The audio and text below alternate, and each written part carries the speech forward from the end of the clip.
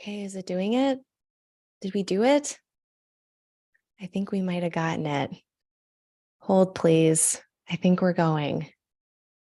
I'm just going to make double extra sure. Yeah, I think we did it. Hi. Hi, I'm Claire Moon. Welcome to another monthly forecast. Virtual Astrology Club is finally in session. Gavel, gavel. Thank you so much for waiting. There is a chat box on the side. I've already popped up in there. So if you want to say hello, say where you're coming in from, I would love that. There is like a little 20-second delay with everything. So if you ask a question, hi, Max. Thank you so much for waiting, everybody. If you have any questions throughout this, it's clearly Mercury Gatorade season, Mercury tardigrade season, Mercury retrograde season. It's happening. If you notice any mistakes anywhere, let me know. It's a group effort, right? But otherwise, let me get my notes up here. Let me get situated. And I think we'll be ready to go. Okay. January. Actually, before we start with January, I always like to do a little bit of a check-in with December. Let me get up my little wheel here. Hopefully you can all see that now. And this is where we are today. So we've got all of this happening, right? And we've still got, and by all of this, I mean Mercury, Venus, Sun with Pluto in Capricorn. Mercury's pretty much not moving at this point. They're going to be stationing tomorrow. And we still have Mars retrograde in Gemini. That hasn't changed. We still have Saturn. They're also in Aquarius for another few months. And we're going to have Jupiter now for the next 5 months or so, a little over 5 months in Aries. So that's kind of the state of affairs. Uranus is still in Taurus.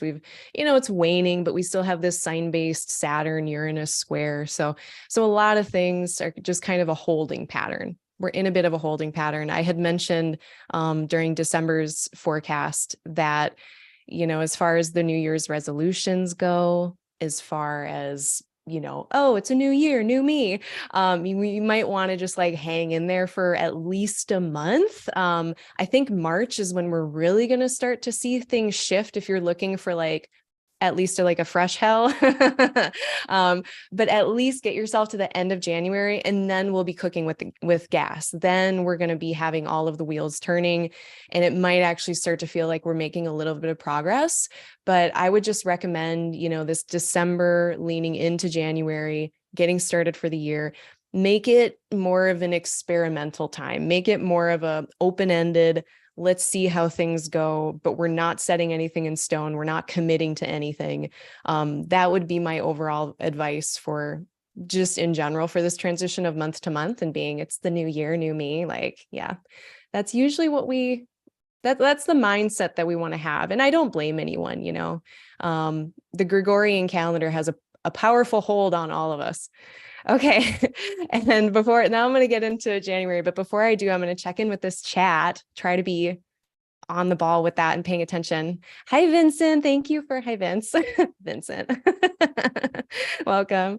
Thanks for joining. Who else do we got here? We got Fiona, Cleary, Astro, we got a few astrologers in the group here. Vincent, Max, they're both astrologers. Fiona is an astrologer. Is anyone else an astrologer, like professionally, or just like you're a super big nerd? Like, call yourselves out here.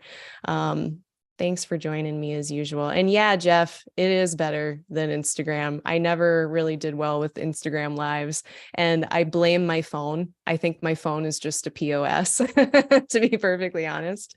I don't think anything is actually wrong with Instagram. It's probably error behind keyboard. We got Sensi Selenophile. That's like a beautiful name. Wow. Like sensitive. And then selenophile. That's like moon lover. You're a lover of the moon. I can get on board. Hello. Thanks for coming. Okay. Nothing new here. So I did actually put below in the notes, I was a little prepared. I did put the rundown of the dates of interest. So maybe we'll start there. January 2023, the important dates that I saw. Oh, hi, Creating Harmony. You're an astrologer too. Welcome. So I've got a lot of good friends to help me. I've already found, like, I was going through my notes and I made, there was a few near misses. I've been noticing that a lot. This Mercury retrograde shadow, this pre-retrograde shadow has been the loudest I have witnessed since I started following a few years back. I don't know. Has anyone else been noticing that? Like, if you have, please like validate me. I can only guess that it's because Mercury is shifting gears, but they're doing so while also trying to keep tabs on Mars, who is retrograde in a Mercury sign. I'm guessing that's why it sucks so much. But the amount of like little errors, near misses where I almost make an error and then I catch myself, or like I had a client catch like an error. They were from like this really cool remote location and the coordinates weren't coming up right in my software. I still don't know what happened, but they caught it. So, it takes a village, but that's been, and I can't imagine the next 3 weeks are going to be any different, and probably just more of this loud Mercury, loud Mars stuff. Our words, our actions are being fucked with. So yeah, we'll talk about that more later. Okay, the 2nd of January, we've got Venus entering Aquarius. The 6th of January, we have a Cancer full moon, Mercury Cazimi happening on the same day. On the 12th of January, we've got Mars stationing direct. Thank fluff. On the 14th, we have Mercury rising into the morning sky. Mercury stationing direct on the 18th. Sun enters Aquarius on the 20th. Aquarius New Moon on the 21st. Uranus stationing direct on the 22nd, and then everybody's going to be direct. That's why, like, wait till the end of January. It gets better. And then the end of January has these couple like cool things that happen, which we'll get to. And then on the 26th, we have Venus entering Pisces. And on the 30th, we have Saturn disappearing from the evening sky. It's going to go behind the beams of the sun. So those are our big dates. I just found an error. See, I said December astrology. This is actually January astrology. But yeah, those are the big dates. Oh, thanks, Gigi. I did launch a live stream. We figured out the mistake I made last month, and we did it right this month. The moon is sextile Mercury and Venus. Is it right now? Is that what I picked? Past me picked that? Yes, I did. I try to elect these, by the way. That's why they're never at the same time. So if you're like, Gal, why don't you just make it consistent? I would love to, but I've been bitten by the electional astrology bug. And now I can't do it. Like I have been doing it for my office hour. I just do it whatever the weather is, and I just deal with the consequences. I've thought about keeping things consistent with the monthly forecast many, many times, but it's just too important. I don't know. I can't just leave it up to fate, but anyway, but usually even then I only have a few days to choose from at the end of every month. So it's not always a nice patch of weather to even choose from in the first place. All right. What do my notes say? Let's get to it. So we're ending the month of December, like I said, with a lot of this Pluto action with Mercury stationing retrograde. I did talk about this Pluto stuff in December's forecast. So if you're interested in going into a little bit more depth with these personal planets meeting Pluto, please go back to last month's forecast. I do dig into it pretty thoroughly and spend some good amount of time on it. But this month, what's going on is not only the retrogrades, but we're going to have, things stationing direct as well. Mercury is not going to be retrograde for very long. We just have to get through a few weeks. But more wider picture. So for January, I like to look at the qualities. So if we look at, how many of the visible planets, and I do like to keep it to the visible ones for this technique. And I don't look at the moon because it's moving a lot, but I like to see what kind of sign the planets are in. How many planets are we having in each type of sign? And then I divide them between, are they daytime diurnal masculine signs with elements of fire and air? Or are they the nighttime nocturnal feminine signs with the elements of water and earth? And why do we care about that? So this is something that I learned from a lecture from Robert Hand on the qualities of the signs. And what we notice is that these fire air signs, they tend to be more externally influencing. They are influencing the environments around them. They're action oriented. They're reactive to what's happening. They're doing the stuff essentially.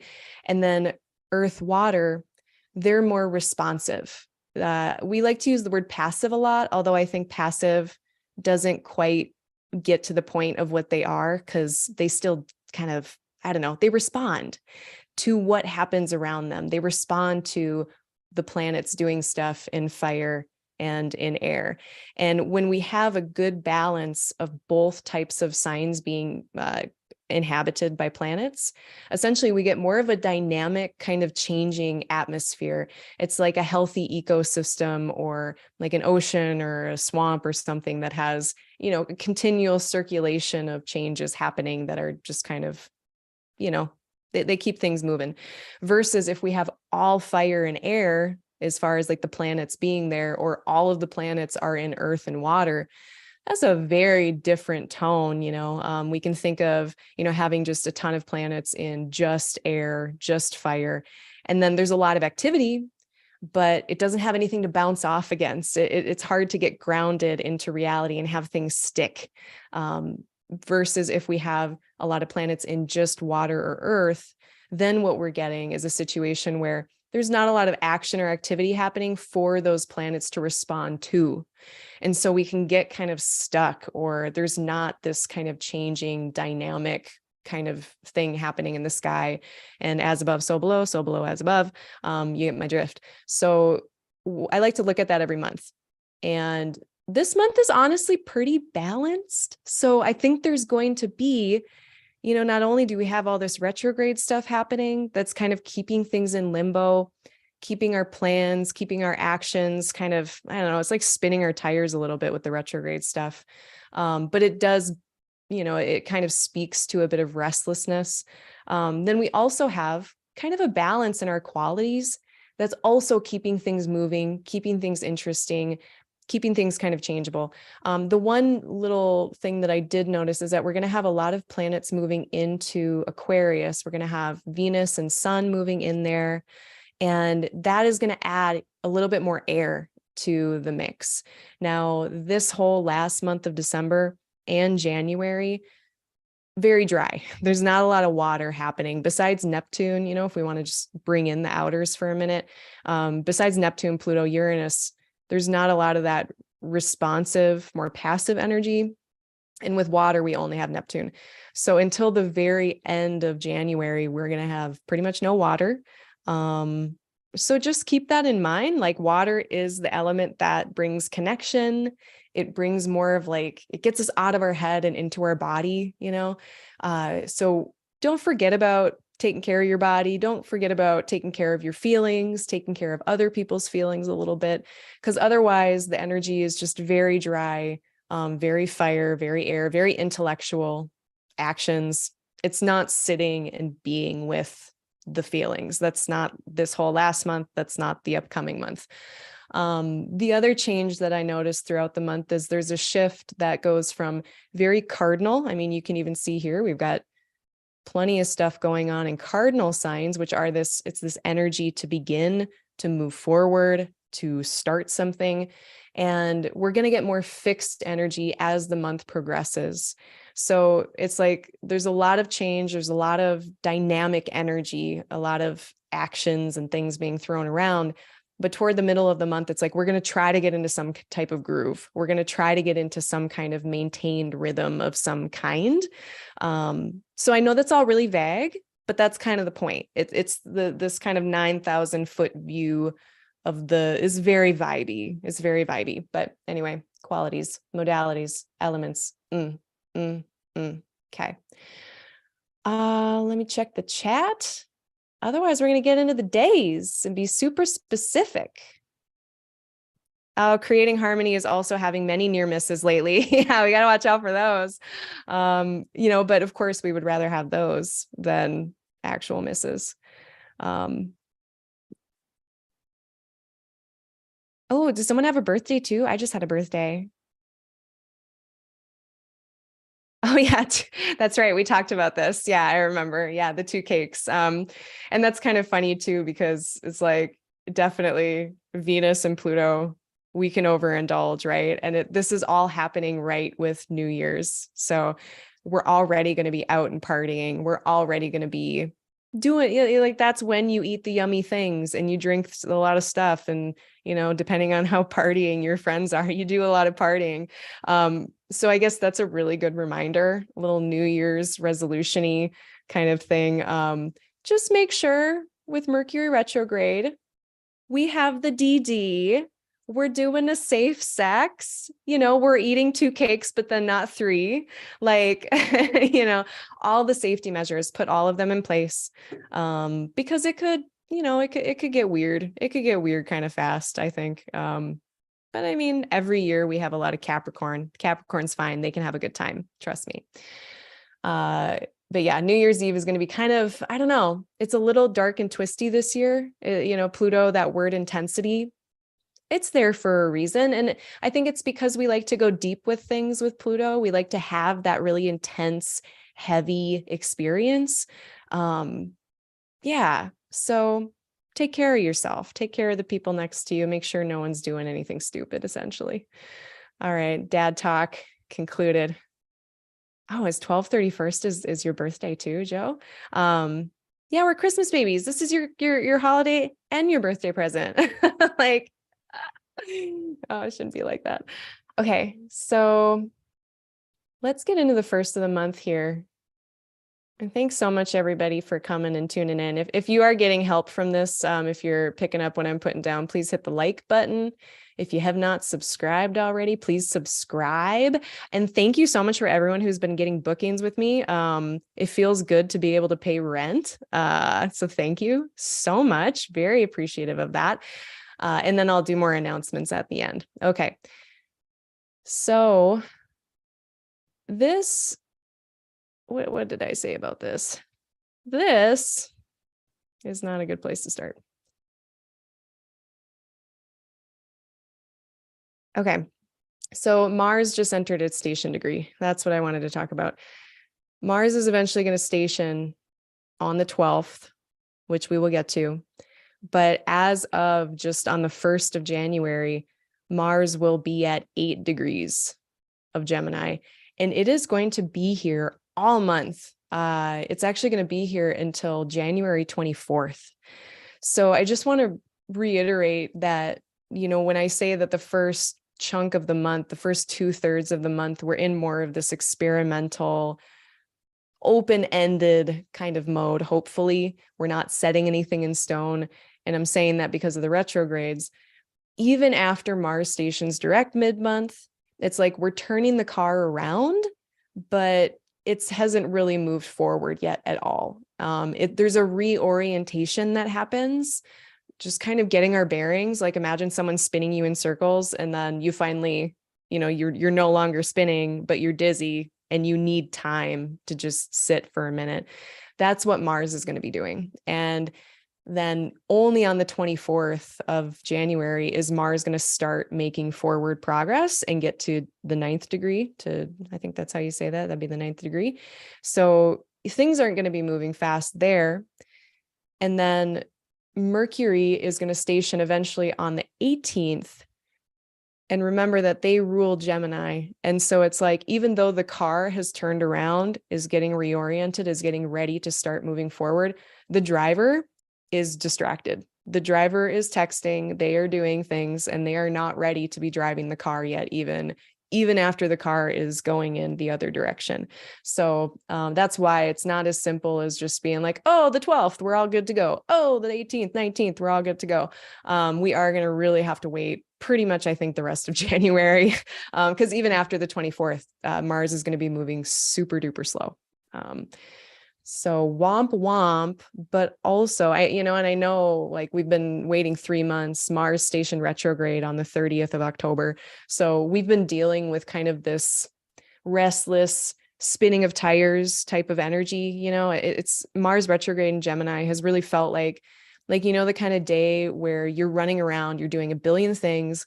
You do a lot during the day, but it's a lot of little things. And then you get to the end of the day and you're like, what the hell did I even do? Did I even accomplish anything? That is kind of the energy. And so I think by the end of the month of January, we're going to want to go ham, hard as a mother F. Like we're going to want to go for things, but it's going to be like, that tension, that energy, then snapping back like a rubber band, basically. So it's going to be extra hard, I think, even once Mars does station direct. It might even be harder to be temperate, but I think it's going to be extra important that we kind of remain slow and steady with things so that we don't do the snapback type of situation, if that makes sense.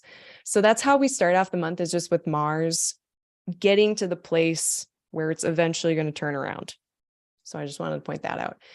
And then the following day, this is where we get Venus eventually going into Aquarius. Here we go. And that happens in the evening on the 2nd, maybe into the 3rd of January if you're in a different part of the world.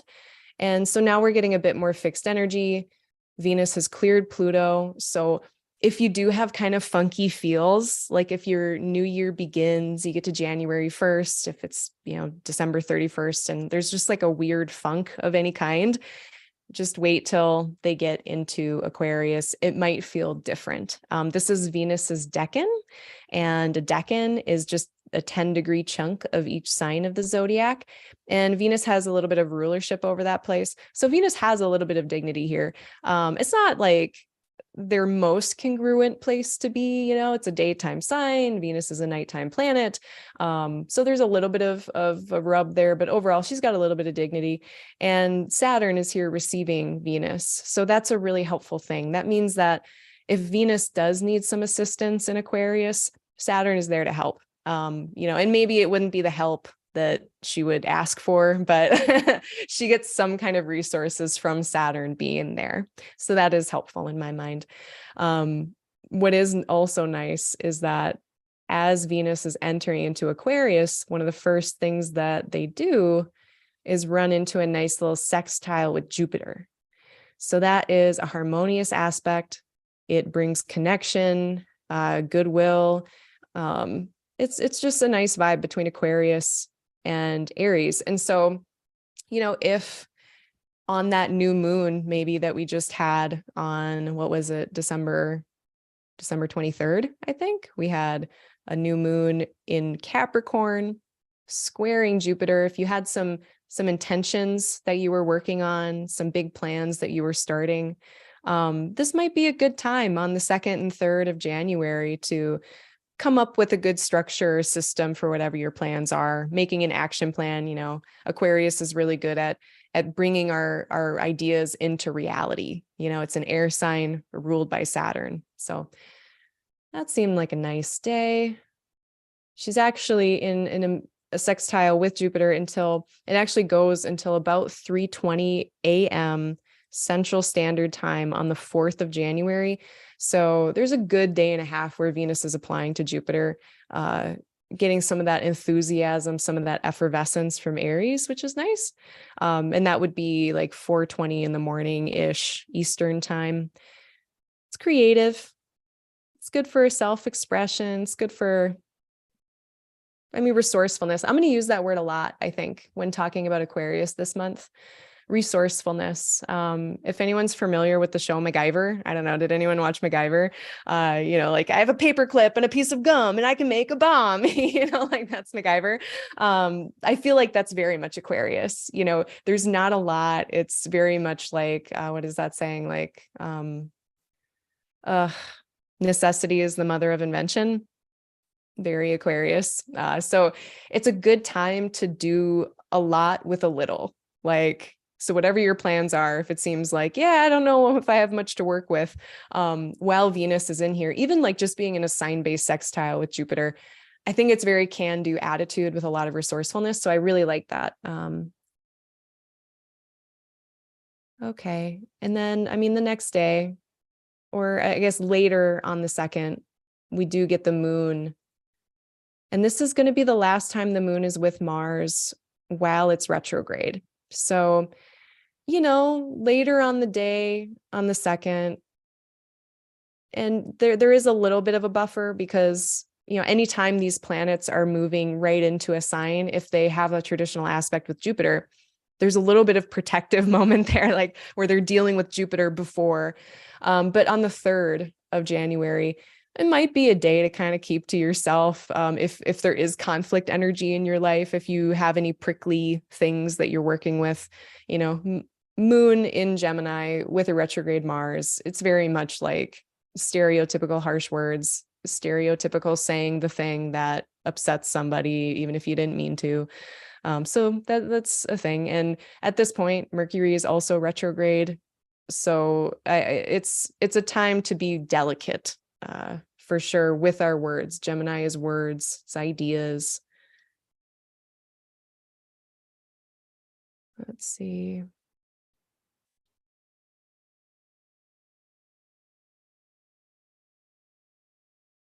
Yeah, I think that was about it for that. There is this, I'm going to talk a little bit more about it when we get to like the 9th of January, but just having Venus, Jupiter, and Mars, they're all in sextiles. And so this feels like a really cool creative energy to me where we can do cognitive labor, we can do cognitive things, like we can think through stuff. If we've got problems, if we've got challenges in this first week of the month, we have a lot of resources here to try to think of solutions. It also feels like edgy creativity. Like if you wanted to make edgy art, if you're an edgy art person, it could be a really good landscape for doing that. But it also feels, and this will be more the 2nd week of January, like because Mars is involved, it's retrograde, it's ruling over Jupiter. Like it could be the joke that goes wrong. It could be the edgy thing that you think is going to be cool that it might not be as cool as you think. So just exercise things with a grain of salt. This whole month too is like, if you have really cool ideas, maybe just keep them close to your chest and wait to announce them, wait to share them even until the end of the month.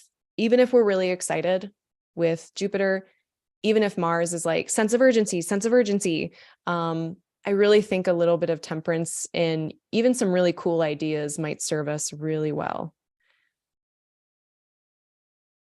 Okay, and then I'm going to just fast forward here to the 5th of the month. And then we start to get into this really interesting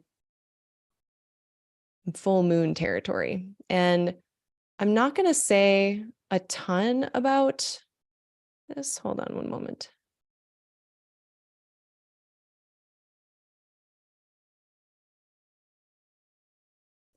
I'm not going to say a ton about like sign based or like rising sign examples for the full moon. Sometimes I like to throw some of those into my forecasts, but my plan, and now I'm going to do the exact opposite thing that I just said. I'm going to try to do some rising sign horoscopes for the Cancer full moon. So stay tuned for that. I need to get my buns in gear and get it done this week. So I'm going to talk a little bit more at length about the Cancer full moon, do some rising sign horoscopes for people because it's pretty neat. Okay, so in general, I like this moon because it's in aversion to the malefics. We don't have to deal with Mars. We don't have to deal with Saturn, at least not directly. So already, if we just want to be like, how favorable, how, generally preferable is this full moon going to feel compared to like the last full moon we had, which was on Mars? I think it's going to be kind of a neat one. I think it's going to be cool. So again, like it's weird because usually with full moons, we're presenting something, we're maybe sharing something, we're having realizations, but it just seems better to be more quiet about it given the rest of the sky. But overall, it's like, all right, the moon, these are our needs. In general, the moon is our physical body. It's our senses. And when we're incarnate in a body and we've got senses, we get feelings about stuff, we get thoughts about stuff. The moon is our perceptive body. It's how we're perceiving the world around us. And in Cancer, we're really able to take care of ourselves and others very well. We have access to the resources we need to feel comfortable. I have my soft blanket. I have the foods that make my tummy feel good. I have all of those things. And so already just moon in Cancer, yay. Moon in Cancer, not configured to either malefic, hot dog. And then we also have what's very interesting is right after the full moon perfects, then we're going to get a Mercury Cazimi. So let's fast forward. Okay, when is it exactly? 5:07 p.m. Central Time on the 6th of January, we get this full moon, and we can already see retrograde Mercury is very, very close to the sun. And I'm going to, very quick before I get into more of the symbolism, let's do the nerdy thing. And I did write down all the really specific Cazimi timestamps. So there's like a traditional Cazimi, and I'll mention what a Cazimi is here in a moment. The traditional framework for that is anything within 1 degree. And so that technically starts when, Mercury is with the sun within a degree. That's going to be starting 8:48 p.m. Central Standard Time on the 6th. Then the medieval Cazimi, which is even closer, I use within 17 arc minutes. That starts at about 4:12, about 4:10 in the morning, Central Standard Time on the 7th. So really early in the morning, it gets even closer. And then by the late morning on the 7th, 9:51 a.m., the medieval Cazimi is done. And then by that evening at 5:14 p.m. Central Standard Time, the traditional Cazimi is done. So all told, if we're going by the traditional teachings, it goes from late evening on the 6th to early evening on the 7th. So it's like a whole day. And what is this? What is it that is so important about this? So, in general, I use the visible planets for this Cazimi event because there's something really special about a planet disappearing behind the beams of the sun when it's within 15 degrees approximately,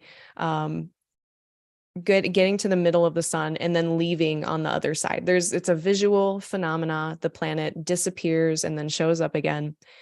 And we know that a planet under the beams is said to be a bit afflicted. It's not an ideal circumstance. So anytime a planet is within 15 degrees of the sun, we can say that, okay, we can't see that planet anymore. So whatever they're doing, it might be internalized. If we're looking at the more traditional medical standpoint, they would think that if that planet was signifying a medical problem, that it would be more internal or hidden. So that's where we kind of get that internalized thing that can happen with a planet under the beams of the sun.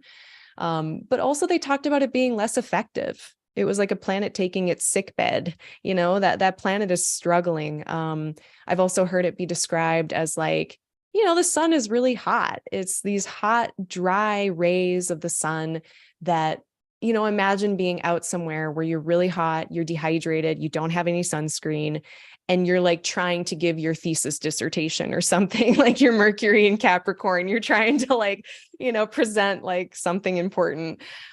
It's not going to go very well, right? But this Cazimi moment, this was a special time when that planet, that visible planet, was going into the heart of the sun, and they got some relief. It was like you're running on your marathon and you get the bottle of water, you get your sunscreen, you get to sit under an umbrella for just a damn minute. It was seen as like you could get the ear of the king, the king being the sun, and being able to like, okay, maybe I'm this planet that is invisible and people can't see me and I can't do my thing as effectively, but I can talk to the king about it. And maybe the king can then exude what I want or what I'm trying to express in a really solar clear kind of bare knowing type of way, where it's just very clear, bullshit free, in this case, Mercury. I always say like the bullshit gets burned off when you're in the heart of the sun. It also reminds me of like Star Trek example. If you get called into Captain Picard's ready room, Captain Picard of the Starship Enterprise has asked you to come into the ready room so that you can discuss strategy or some shit. That is also very heart of the sun. So symbolically, it's like, what is Mercury trying to discern here? What are we understanding? Mercury is a planet of judgment, of thinking. What do we think about this? What are we judging about this situation? And in a retrograde state, what are we rethinking? What are we rejudging? What are we reconsidering about this, whatever this is for you? Please look to the Capricorn part of your chart and the house topics, and that's going to make it more specific about what this is about for you. In an earth sign, this is the world. This is material world stuff, resources, building things, structures, containers. It's a place of Saturn. So we've got rules here. What are the rules of engagement? What are the structures? What are we building? What are my resources and who am I sharing it with? That is all sort of Capricorn things. Capricorn is partly about like, how do we order civilization? I get this from Jason Hawley's Capricorn lecture, which I love, and I'm pretty sure I linked it last month. But one of the gods that has to do with the archetypes of Capricorn, part of their job was dealing with civilization. Like, how do we have this many people all together at once? This doesn't make any sense. We need rules. We need resources to be distributed in a humane and logical way. So I think these are some of the things that Mercury is having a moment on the 6th of January to get a really clear idea about things. Maybe it's been really difficult to get information, and it's going to continue to be difficult getting all the information we need because of Mars and Mercury retrograde. But overall, this moment with the sun, it's just it should be clear, like at least for a day, what we think about stuff. And it's also a rebirth for Mercury. That's the other thing about this, is when Mercury's retrograde, it's a restart on its synodic cycle, its cycle that it has in relation with the sun. And so it is like we're burning off the bullshit. We're at least getting some clear insight about this. And hopefully we can feel a bit fresher on the other side. And then after the Mercury retrograde is over, hopefully we'll feel even more fresh about our plans and how we intend to use our resources. And in this case, with Cancer holding the moon, then bringing that in, it really is like, okay, well, I have these needs over here. I have these vulnerabilities, these limitations. I have this soft, squishy body in Cancer. That's why I have to have a crab shell to protect it. And in the middle of Cancer, like, I'm growing something. What am I growing? What am I protecting so that it can grow? What are the stable conditions here? And to grow a plant, to make sure that we've got the stable conditions for growth, maybe we test the soil in Capricorn and we figure out, oh, there's not enough nitrogen here. We need to do some miracle grow. We need to do this or that. Maybe we get this information or we get this insight on the 6th that's like, oh, I actually need more shade or more sunlight.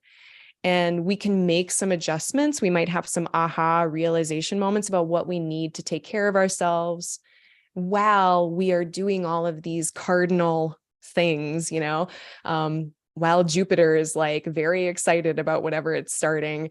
How do we do it in a way that's sustainable? I think that's another really important thing when we're talking about Cancer and Capricorn, is sustainability, because, in Cancer, we want to just be safe. We want to be secure. We want to be, soft blanket. It's very soft blanket. But in Cancer or in Capricorn, we want to go out and build stuff. So how do we make it so that soft blanket can come with? How do we make it so that everything is very sustainable and we're getting our needs met, our physical needs, our physical body needs, our emotional needs, even just feeling safe and secure while we are doing all of these Capricorn duties and obligations and things like that. So that's what I feel like this full moon is going to be about. It just feels very cool to me. It's a rebirth of Mercury. It's the moon in really good shape.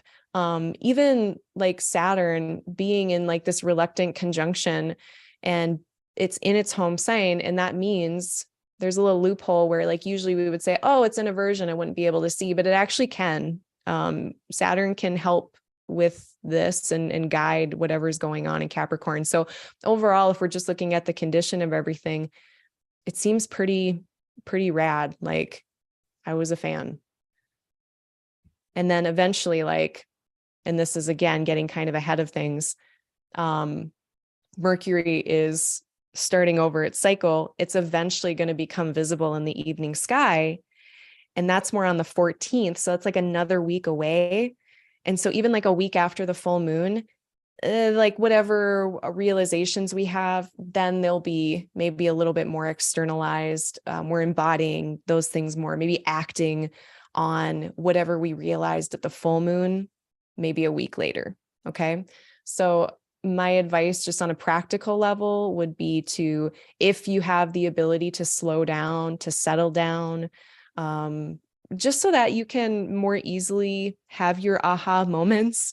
I think that really helps during a Cazimi. But I also know that some people's lives are crazy and they have like children to take care of.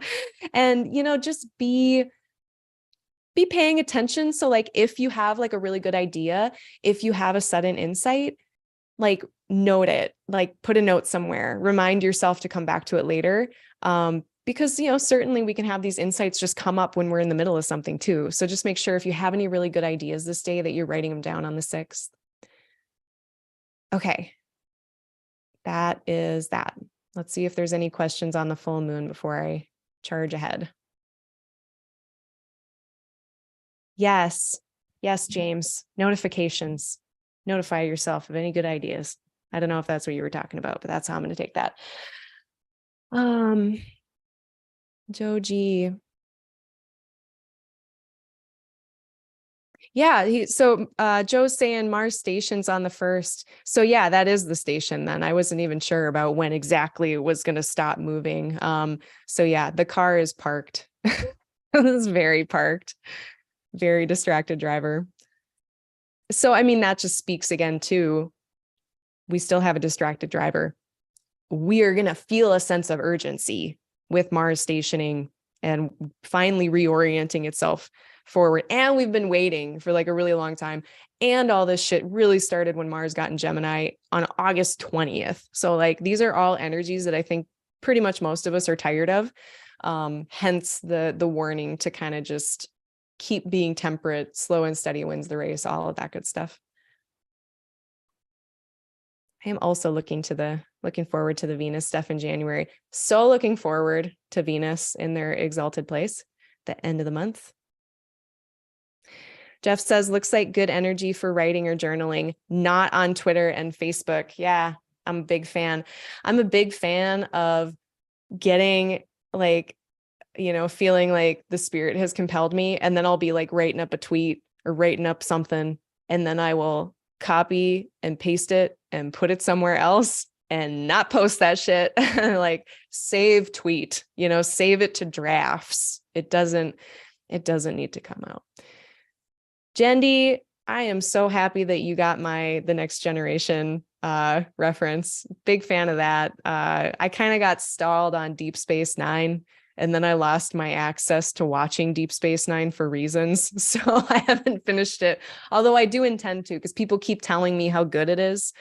There's like a camp of people that hate Deep Space Nine, but everyone I'm surrounded by is like, no, it's like one of the best ones. So I got like half of the way through. It was fine. I mean, I'm open. I'm open to it. Okay, so on the 7th, I'm going to talk about the 7th, 8th, 9th as like a chunk of time. What I am interested in is this Venus-Mars trine and the moon being, I mean, eventually it's going to be in this little benefic enclosure for a little while. The moon's going to be hugged between the rays of Venus and Jupiter, which is going to be nice. And that's going to be really protective.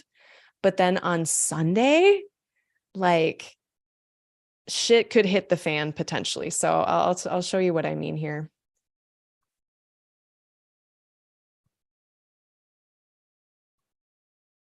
So on the 8th, by the 7th, what we get is Venus within 3 degrees of a mutual application with Mars. So being Mars is still retrograde, or at least pointing in that direction, we get this kind of head-on quality of applications, which just makes them more intense. And any planet applying within 3 degrees, that was said to be when we could feel these things the most strongly. It might be the most obvious. So while this doesn't perfect until a couple of days later, we might really be getting a sense of what this is, this Venus Mars trine, even, on the 6th or 7th. And I mean, in general, like just a good old Venus Mars trine, like that's kind of sexy. It's kind of flirty and fun.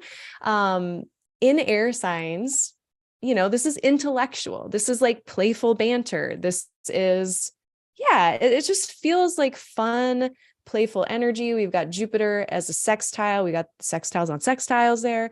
So it feels like this really, like when I was talking earlier about like creativity, ingenuity, resourcefulness with problem solving, and just like making edgy art or having like a fun, playful banter with someone. Like that's how it starts, but I'm not convinced that that's how it ends because we've got the retrograde stuff happening. So it's very much like a get out while you're ahead type of thing. And when is that going to be? So there's a window of opportunity until like 10:30 in the, I figure 10:30 in the morning on the 8th is about when things, and maybe a little later. So when is this benefic enclosure?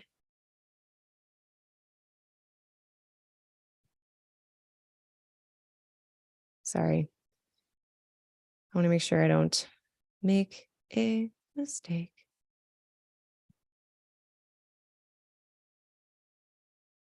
We'll do it manually. We're going live. No, yeah, that way it was about 10:30. So like Friday, Saturday, early Sunday, fun, cool, interesting, edgy. Maybe we can have some creative problem solving. Particularly like when the moon is still in Cancer, we're safe, right? The moon is so important to our lived experience on a day-to-day basis.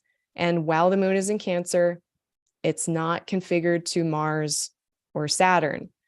So we're still, you could still tell a bad joke, like, don't get me wrong, and it could be rejected. And then the moon goes in on late Saturday, goes into Leo, and Leo's really fun. And now we're getting a trine from Jupiter. We're opposed to Venus, which even like hard aspects with benefics, like an opposition, still good. Nothing wrong there. The worst we can do is like overindulge or like overdo it or say yes to too many things. But even now, like, okay, we're applying to Jupiter by trine, overcoming aspect. That's a bonification. That's great. So we're still protected here. So I think Saturday could be very cool. And then the moon is going to be in between the rays of Jupiter and Venus for a little while. And it's all good. Like everything's all good. Yay, yay, yay. But then as soon as the moon starts separating from Venus, then they're running immediately into a sextile with Mars, who is retrograde. So again, like results totally not guaranteed. Could be cool, could be the worst. I have no idea. As far as like, I'm just going to engage in this conversation. Oh, wish I wouldn't have. Like, that's what it feels like. And then after that, they're going to be in an opposition with Saturn. So, it's kind of like get out while you're ahead. If Saturday is cool, leave it at that. By the afternoon, evening of the 8th of January, then we've just got a good old moon opposite Saturn situation. And of course, that's not if we're looking at the outer planets, we've got a square with Uranus as well. So, the moon gets this monthly dose. And now, I know that Saturn Uranus square is waning. So it's a little better, but it's still by sign. And this whole time the moon is in Leo, we're getting that sign-based T-square situation. So yeah, I don't know. It felt kind of funky after that. So just like exercise caution on later on Sunday. It's like, and another possibility that I thought of too is it could be something like, oh, creative problem solving, creative thing. We got this group project. We're going to do this collaboration. Cool. This is awesome. You're great. We're great. But it's like conditional because Jupiter's like, yes, go. Mars is like sense of urgency. And that's having the moon, well, okay, yeah, let's go, let's do it. But there are conditions, there are limits. Then Saturn comes in and says, yes, within this system, yes, within this requirement, or, hey, that's cool, but we're going to have a deadline that's going to make it feel really uncool. So it could be, that's what I'm saying. Like, and that's not like a bad thing necessarily. Like a lot of times the things that we do, they benefit from a system, a structure, deadlines, but just be aware that there are going to be conditions most likely to whatever we're getting excited about earlier in the weekend. End of the weekend comes and it's like, oh, this is conditional. I see. So there's that. Then the moon goes into Virgo. And that's going to put the moon in a position where it's going to get an overcoming square from Mars. And so this is that urgency. This is that do it now, push. So if you feel like someone's pushing you or being pushy on the 10th or 11th, just do your best to ignore them. The moon's also going to be doing something that is kind of helpful because, at this point, getting the information that we need to move forward, like Gemini is the place of questions. Gemini is where we get data, we get facts, we get information. Mars is not doing a fantastic job of helping us do that. Mercury does not technically have their eyes on them by an aspect. So there's not a ton of connection between Mercury and Mars that's helping us navigate things. But then the moon does this cool thing where it translates the light a little bit between them, where it picks up some of this square aspect from Mars. And then after that, it is running into Mercury. So there is a potential, and this is going to happen again for just a minute when the moon is in Libra. But I think just the moon by sign being in Virgo and being able to have its eyes and share, information with Mars and with Mercury, it's like a middleman. And so I saw like January 10th, 11th, 12th, 13th, like pretty much like the 10th through the 15th, 10th through the 14th, very problem solving. Virgo is such a helpful place because it's very algorithmic, very if this, then that, resorting, recompartmentalizing things.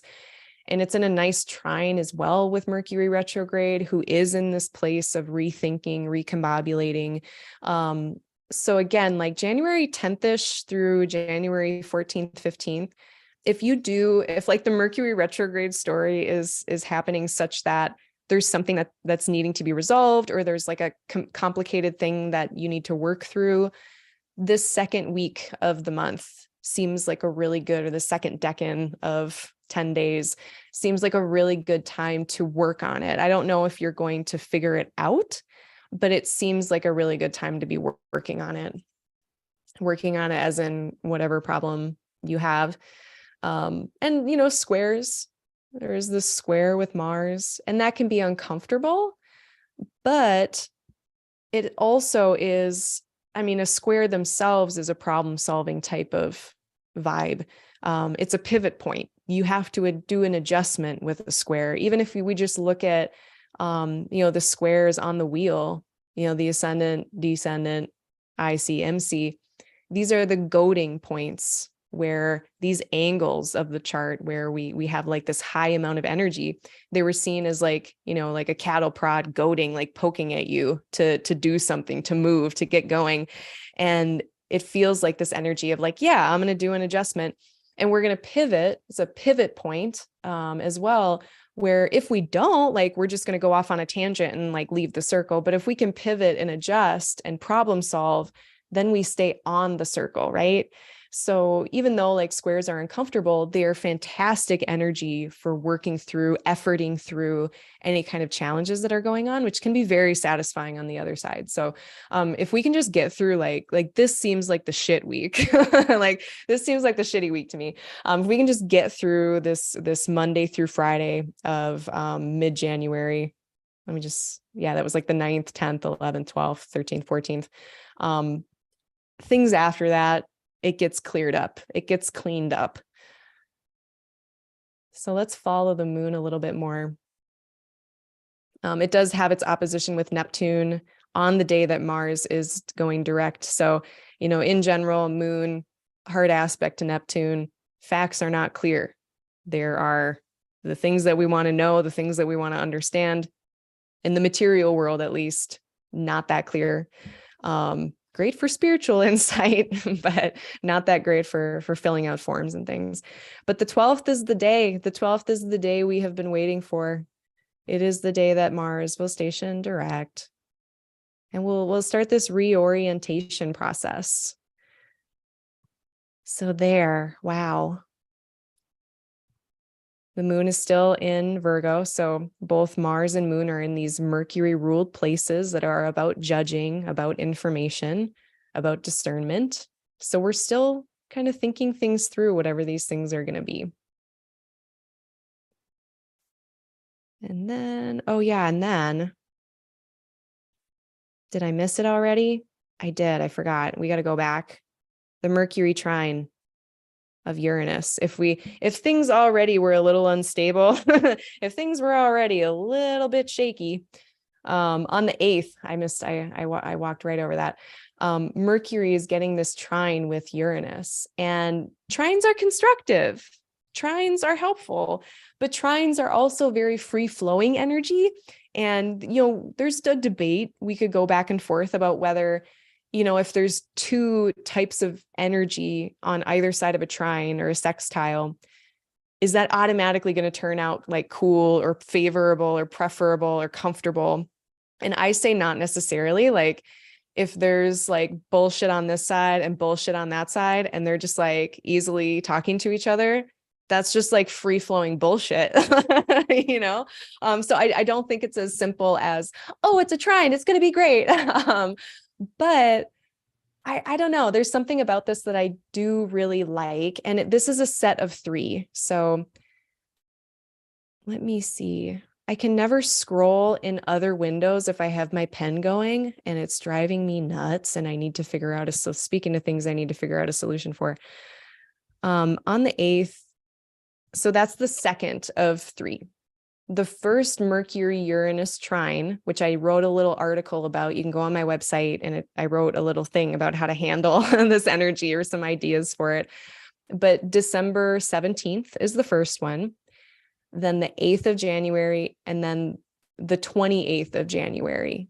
I love the one on the 28th of January because it's so funny, because the one on the 17th of December, Mercury was direct, but Uranus was retrograde. This middle one here on the 8th, both of them are retrograde. And then on the final one on the 28th of January, both Uranus and Mercury are direct. So it's like, even just that little aspect in and of itself just speaks to this narrative of figuring some things out and figuring them out in a really novel way. You know, with Uranus, we're doing things differently, do it differently, even though Taurus is like, no, I hate it. I don't want it to be different. Do the thing that makes you uncomfortable, you know, or it could be a sudden insight, like a breakthrough. A lot of times Uranus speaks to breakthrough type energy, where we're all of a sudden like getting like, oh, we could actually do it that way. Or, oh, this was a solution I didn't know was available to us. So keep your mind open, keep your heart open to doing things a little differently this month, particularly if around the 8th, around the 28th, you're getting like an opportunity to try something differently, particularly if it is helping with any Mercury or Mars retrograde stories. That is what Uranus speaks to, just doing the novel different thing. And I mean, with the trine nature of the aspect, a trine is of the nature of Jupiter, growth, expansion. That's where we get kind of the free flowingness. It's like more and more and more kind of feed off of each other. But also it could be a happy accident, like Bob Ross, like little happy accidents, especially the last one on the 28th.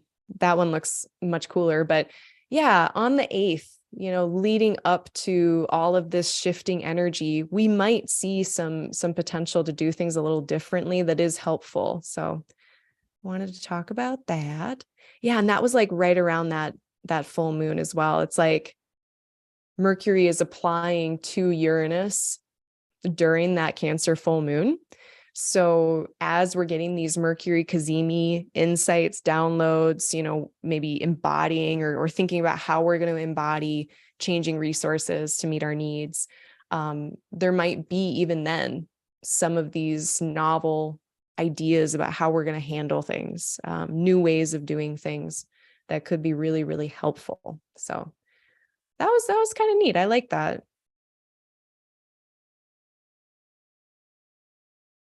Okay, so going back to the 12th, and then we get Mars direct. Thank Fluff. They're going to be there till the 24th, so they'll be there for a while. The moon is going to be trining Pluto at this point. It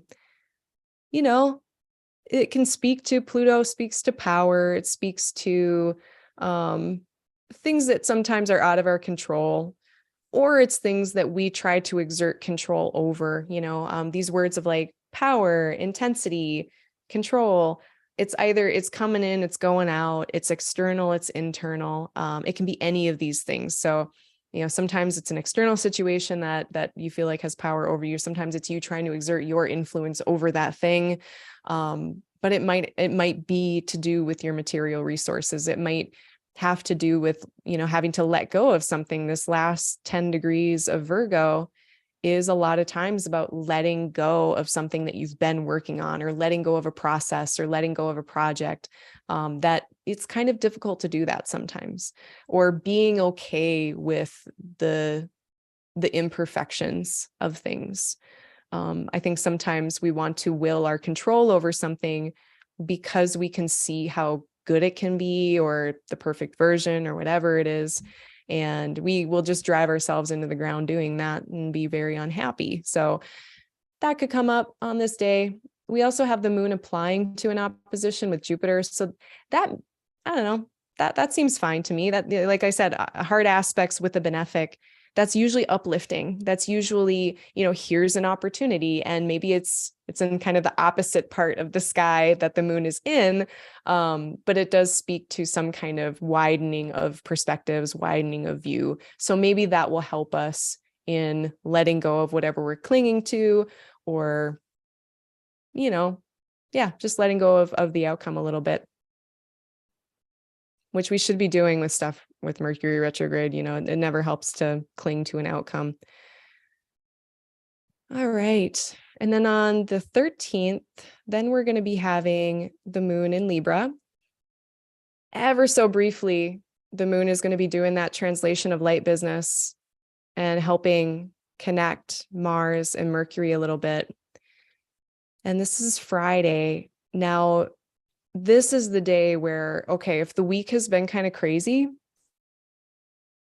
and your boss is like, have this on my desk by the end of the day on Friday, I want you to push that end of day to the most end of day as possible. If you're in the Pacific time zone, you're going to have a little bit more leeway with this, I believe. But I at least would like to see Mars separate, or I would like to see the moon separating from Mars.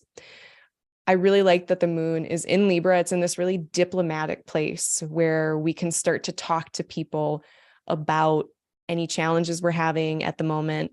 We can talk to people about all of our big dreams and aspirations that we just were talking to Jupiter about. We are applying to a trine with Venus, though. And that was the thing that I really was like, yes, if we've been having things where we need to talk to people about stuff, if we need to be having hard conversations, or just like very exciting, like here's what I've been trying to do, or here's what I would like to do. And I'm still holding my plans close to my chest, but maybe I can tell my trusted friend about it. This is a good day to do that. We've got this nice applying trine. Venus can see the moon. And I even like Saturn here, because Saturn has their exaltation in Libra. You know, this is about, Libra can be very much about commitments, the structure of our relationships, the structure of groups that we're a part of. And if there needs to be anything navigated in that realm of interpersonal relationships, working with people on things, with our family, if you had any family kerfuffles over this holiday period of time, this could speak to a resolution of that a little bit, or coming toward a resolution. I almost wonder as well, at least in America, you know, because that's my point of reference, we had all of this really bad weather that just happened. And I kind of wonder if this week, the craziness of this second chunk of the month of January is just going to be frenzied because we're all doing postponed travel, or because like so much got disrupted because of all the travel interruptions that January just ends up being kind of a mess because of it. And again, that's like very United States centric, but yeah, I couldn't help but think about that. But yeah, this day on Friday, this feels like a nice day to try to resolve some things, tie up some loose ends for the week. And, you know, the closer we can get to Venus, the further we can get away from Mars. That's always good for an election. But yeah, even just this sign-based trine now with Mars direct, very constructive. You know, it's air. It's sharing ideas. It's connecting with people intellectually over what we're thinking about things. And in Aquarius, especially, it is structure, you know, just because we're in Aquarius and we've said, you know, I don't want to do whatever you're doing in Capricorn. I'm going to go out here and make my own club with my own rules. There's still rules. There's still some structure, but it's like an invisible system more. That's why I think Aquarius is so much about time, or things like blockchain, you know, it's these invisible systems.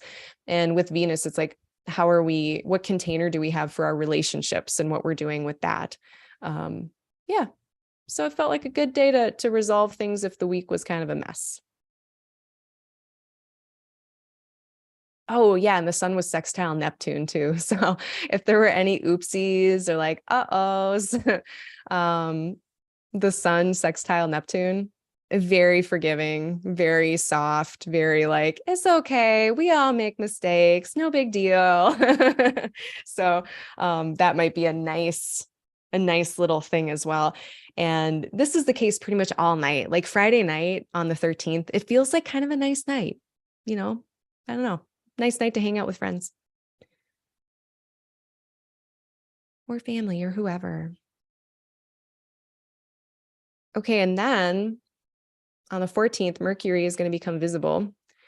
So that's very exciting.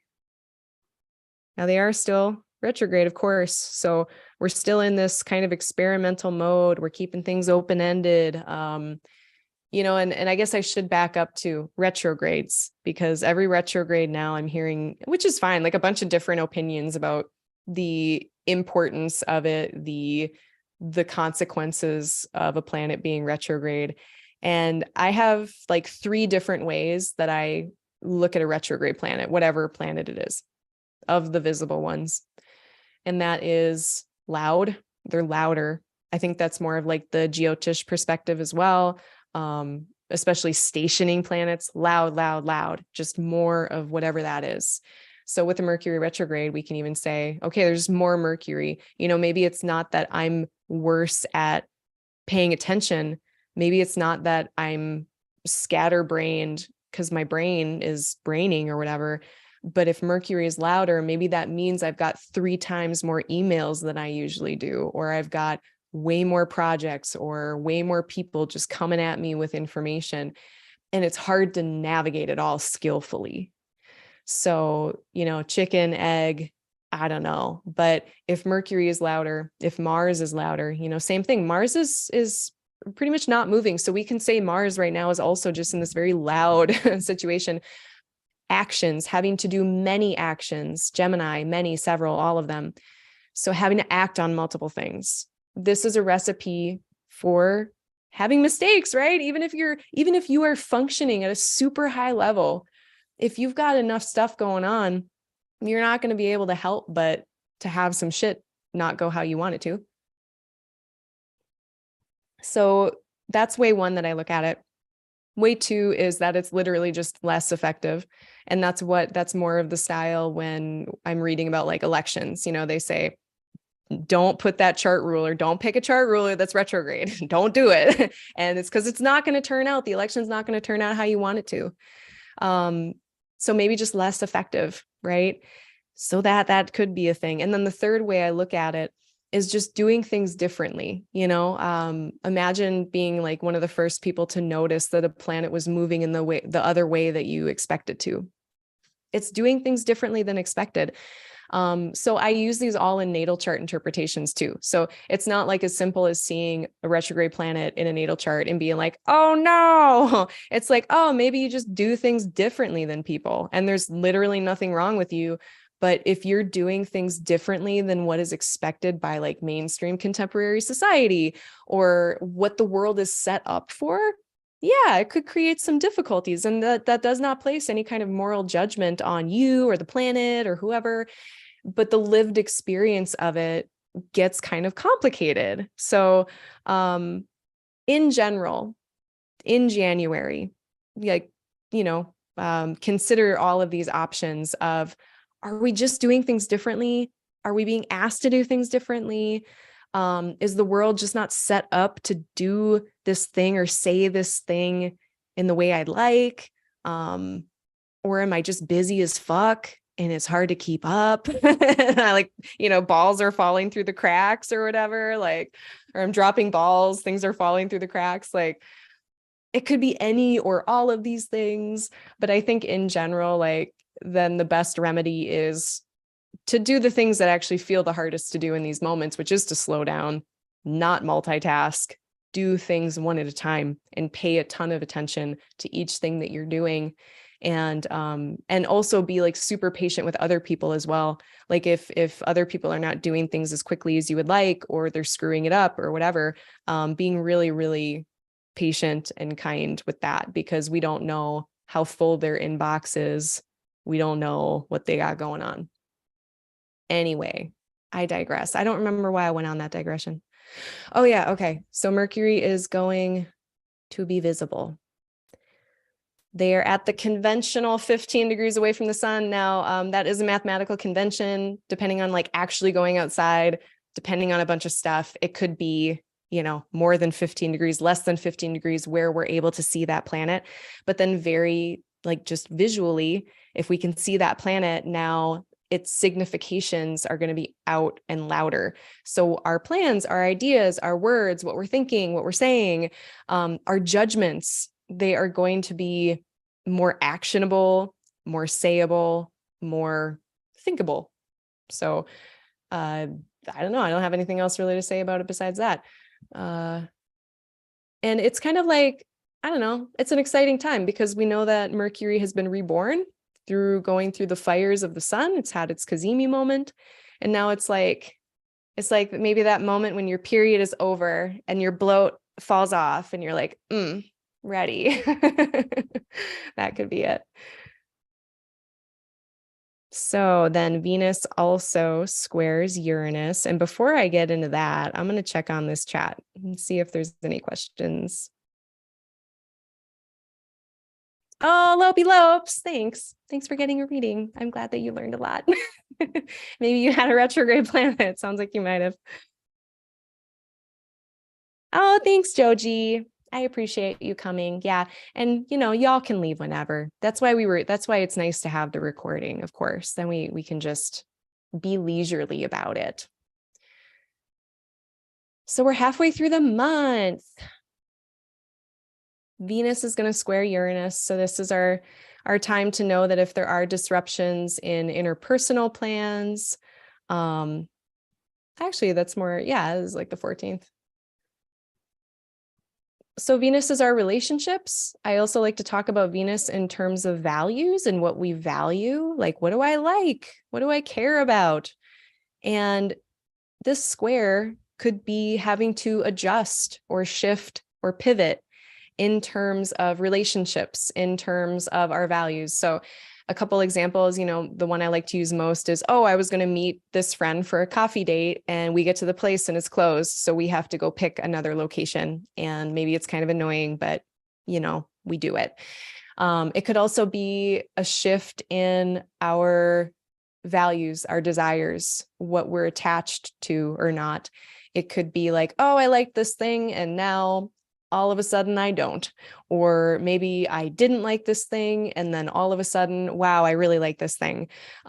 Maybe we have something happen suddenly that makes us realize we value something more than we realize. But yeah, any insight, any breakthroughs we have with what we value, especially in the Aquarius part of our chart. Maybe in this example, if we have a Scorpio rising and we've got Venus here in Aquarius in the 4th house, it could be maybe you and your partner and how you operate in your home. Maybe it's like, oh, I really value having the kitchen set up like this. And then your partner shows you that, like, yeah, but what if we put the microwave here? Like, and maybe you weren't considering that, but you're like, oh my God, that's actually a really good idea. And then we let go of this idea of having the kitchen oriented in that one way. And we have a breakthrough and we're like, oh no, this is a way better way to have the kitchen organized. So it could be something like that, but maybe there's a moment of discomfort. It's a square. Maybe there's like, I don't know if I like it. Maybe I don't like it, but it could be cool. Just go with the flow. Don't fight Uranus. They're going to want to change things. Oh, and the other thing about this that I thought was really interesting. So this summer, we're going to have a Venus retrograde in Leo, and Venus is going to be squaring Uranus thrice. I'm going to shout out those dates. I think I have them here, but I think we should be watching this period of time. So like January 13th, January 14th, definitely be watching just anything that happens that's interesting, even if not, just like journal a little bit about it if you keep a journal. No, I don't have the dates, but it's over this summer and fall. It's like July, August, September. There's 3 Venus Uranus squares. And I'm just curious. I don't know for sure, but I wonder if there's going to be something about this square that then harkens to all the squares that happen over yonder later in this year. It's going to be interesting. But those are all the Venus squares for the year. So this is I don't know if this one's exactly related to the other 3, but this is the first of 4 total.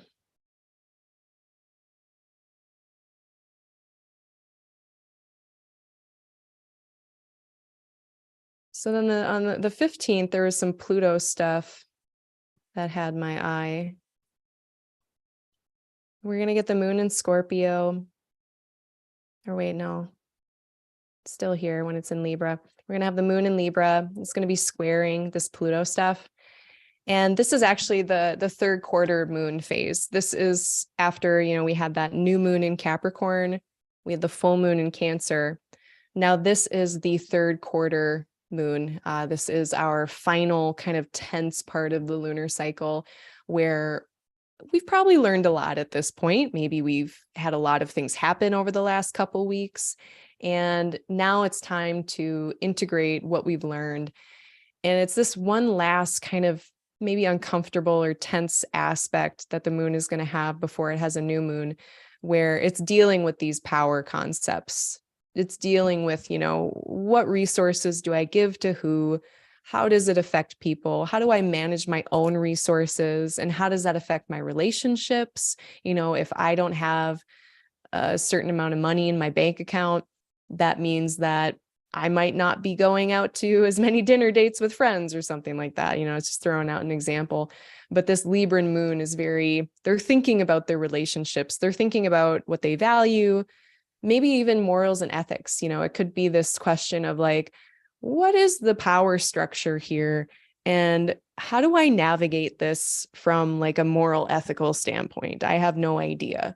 And unfortunately at this point, like we still don't have all the facts. You know, Mars and Mercury are still out to lunch. They're texting in the car. They're not doing a damn thing to help anybody. And so like, we don't have the information we need really. But the moon is going to have to navigate. So, you know, it could just be some of those internal, it could just be internal questions coming up having to do with how to ethically or morally navigate certain structures in your life, certain material questions in your life, you know, even just like, how do I pay for this and that, and still take care of this person and that person? Could be, and that's a very common question in many households. So nothing too crazy, but I did think that that was interesting that that was happening at the third quarter moon square there.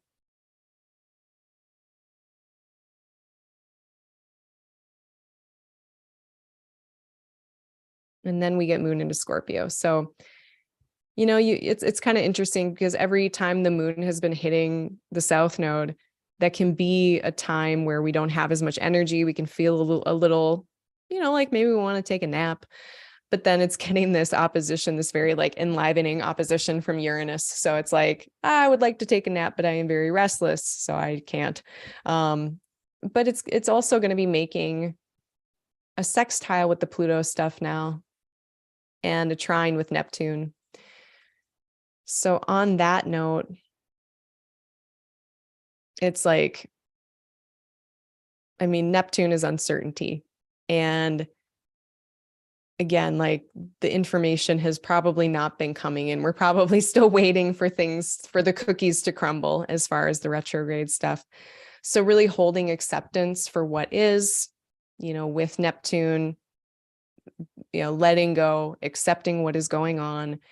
And then it does have this square to Saturn and to Venus. And so, you know, what can I accept? And, you know, what reality can I see, even though I might have this sparkly vision in Pisces?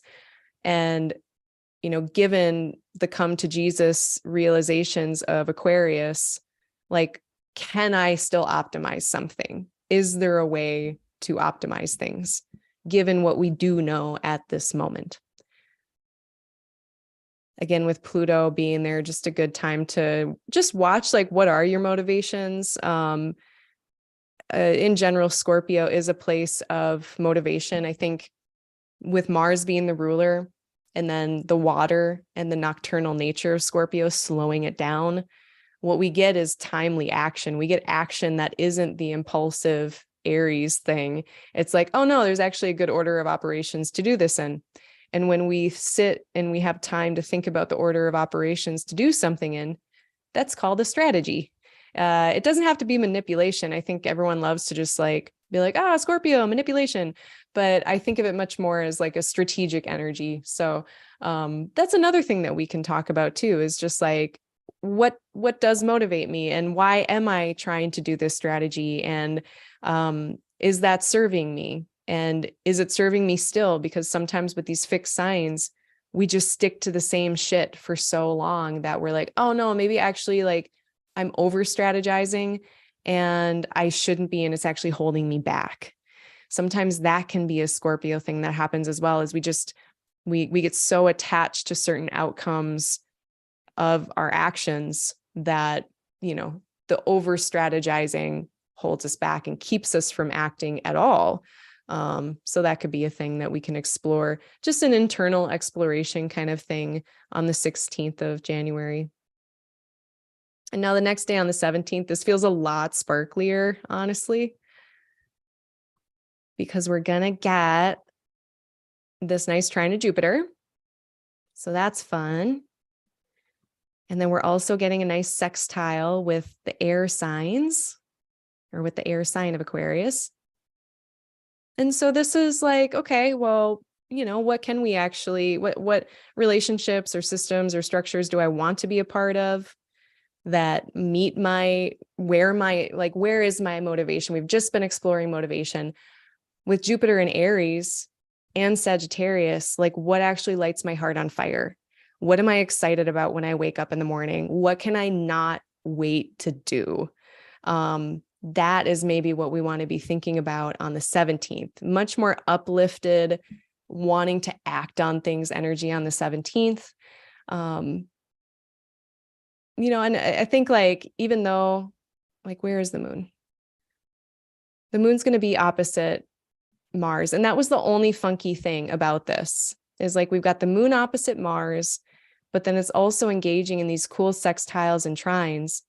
And this feels like, again, just like that effervescent, enthusiastic, let's conquer the world type of energy. But the moon is still opposite Mars, which can be kind of confrontational. And it's in this place of like convicted belief of Sagittarius, whereas Mars is asking a bunch of questions. But the questions it's asking might actually be really good to listen to. So if on the 17th you're working through something with someone, or you're just trying to kind of figure out your own plans in your own life, be okay with hearing some skeptical questions. And I think if we can be cool with that, if we can be just like curious about, okay, yeah, maybe that wouldn't work if we did it that way. If we can be open to that Gemini question asking, and hopefully it's not coming at us too like aggressive, aggro, assertive. I think it can be like a really intellectually stimulating type of conversation energy where we are problem solving, we're being resourceful. There's that Aquarius word. We're being resourceful, and we're using this enthusiasm that we have with Jupiter and Aries that's very optimistic and saying, yeah, let's go for it. Let's do it.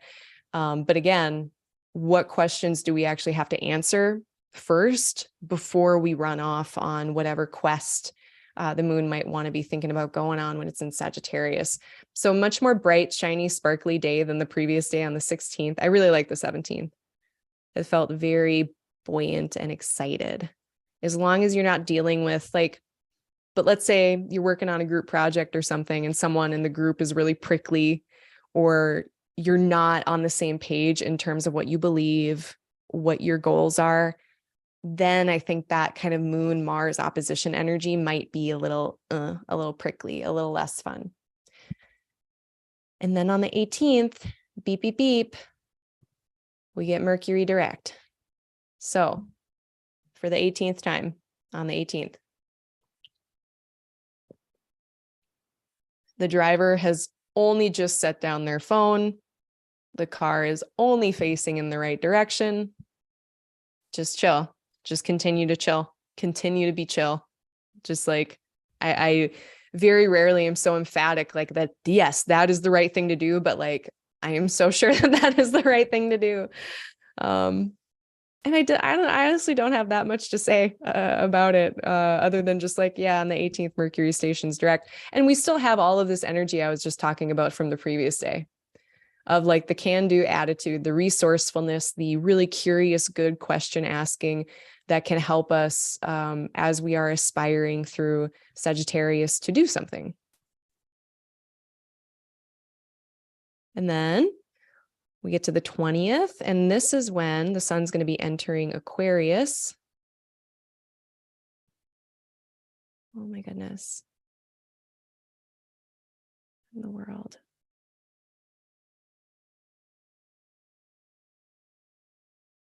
Okay, sorry.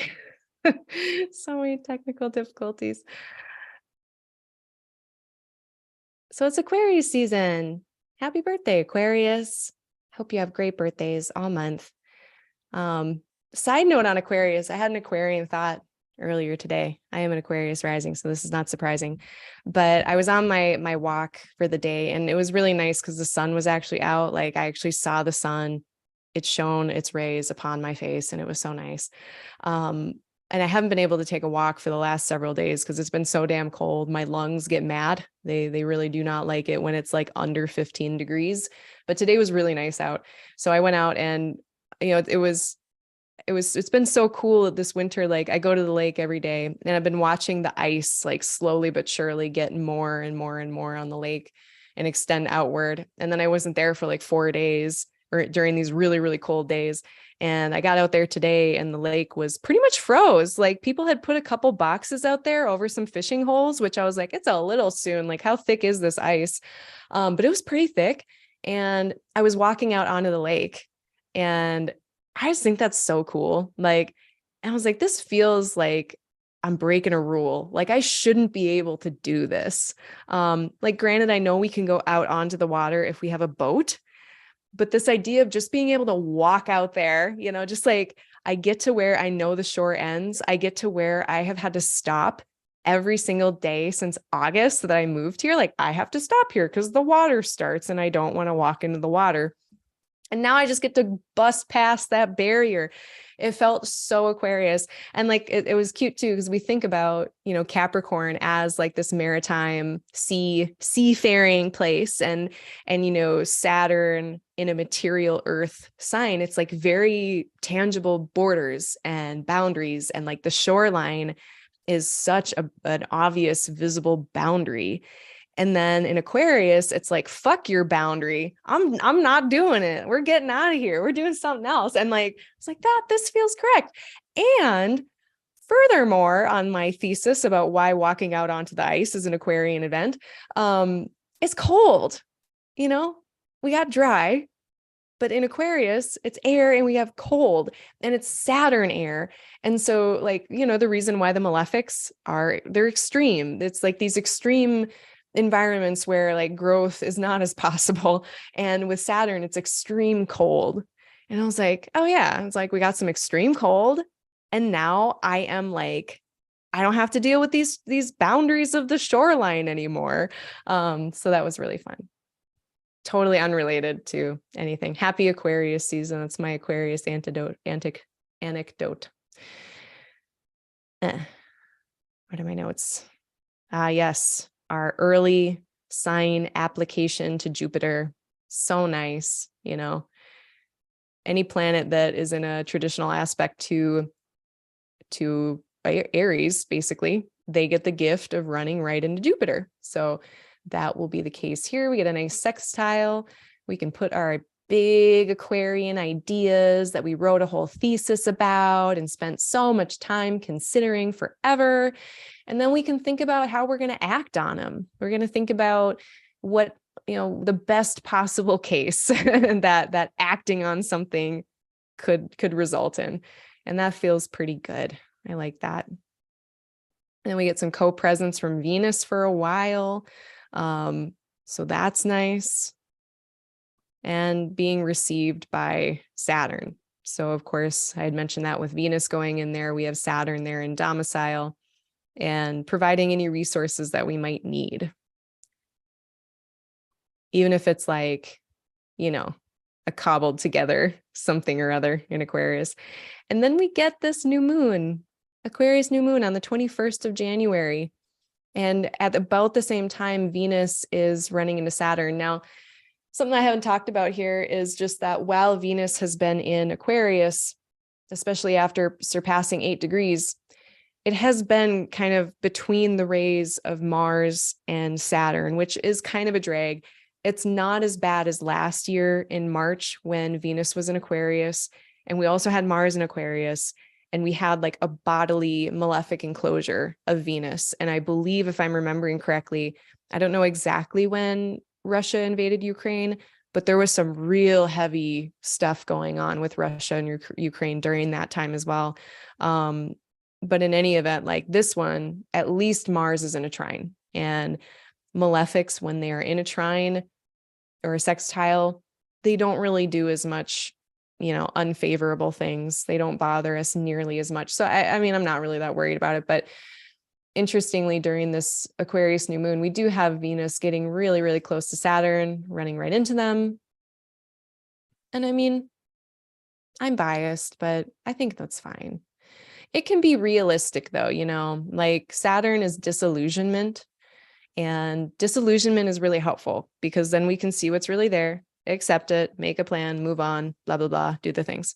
And that's, I don't know when that's ever the bad option to do that. It just doesn't feel good, because we can desire something and want something, and then when we don't get it, it feels bad. That's like part of the suffering of life, right? So it could be something about that. It could be about, this new moon in and of itself might have this flavor of, what is realistic about my Venus things? What is realistic about my relationships, about my values, what I like, what I prefer, what brings me joy and satisfaction, or just even in that more Libran Venus realm of, and it comes up a lot with Aquarius too, morals and ethics. What do I care about in terms of justice and the greater good comes up a lot with Aquarius. So, that can be some Saturnian heaviness with that. But at the same time, like sometimes when we see what's real, we're also like, yeah, realistically, I really like that. I really fucking like that. And I want that. And I have to be real about that, And then what happens when we do that? Sometimes we make a commitment. Maybe I really value the Pinewood Derby. Maybe I really value, I don't know, rollerblading. And I am going to put my all into doing that. Like it could be a serious commitment of like what I love. So it could be that, it's kind of like when we see Saturn go through someone's 7th house, especially in like a day chart, and then we see them get married because Saturn is commitment with relationship. So these could be themes that are happening with this new moon. Venus applying to Saturn does soften Saturn. So it could be like, okay, Saturn, we've got all these barriers and limitations, but maybe we can still have fun and tell jokes. Maybe we only have 5 potatoes in the cellar because it's the end of winter in the Northern Hemisphere, but maybe we can put butter and salt on them, So it can be kind of going both ways. Venus's influence on the place, and then Saturn's influence on the place as well. But we have the resources, Saturn is there in domicile, watching over the sun and the moon. So whatever we intend upon, it could be fine, it could be super cool. It could be a really great start to committing to something you really value. And it can be like an intellectual value, even like maybe I really value recycling, and I am going to organize my recycling situation such that I can maximize it and optimize it. Optimizing is such an Aquarian word as well. And, I guess on the realism, more womp womp kind of part is that Aquarius, like, we don't have much here. Like, it's outside of that material framework of Capricorn. So sometimes with Aquarius, and this feels like the swords too, the 5 of swords, 6 of swords, 7 of swords. There's this whole story there about, someone leaving something behind. It's like this sneaky guy, which I hate that, because this is where my Venus and my rising sign are. I'm like, I'm not that sneaky. I'm not like stealing anybody's swords. But then there's like the 6 of swords where you're kind of in between things. And then there's the 7 of swords where I forget what that one looks like. But anyway, are they the sneaky one? I don't know. But there's like this story of like leaving a place and going to a place. And in that process, you have to leave things behind. You can't take everything with.